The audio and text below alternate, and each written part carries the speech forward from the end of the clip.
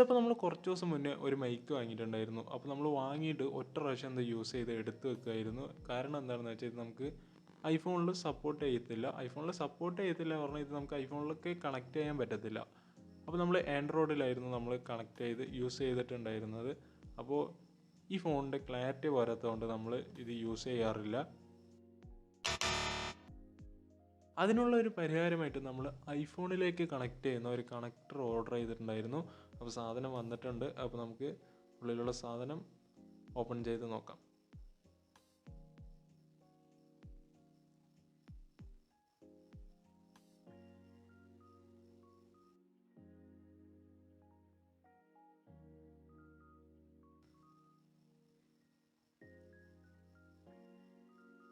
സാധനം ഇത്ര ചെറിയൊരു സാധനമാണെങ്കിലും പാക്കിങ് കിടിലൻ പാക്കിംഗ് ആണ് കേട്ടോ.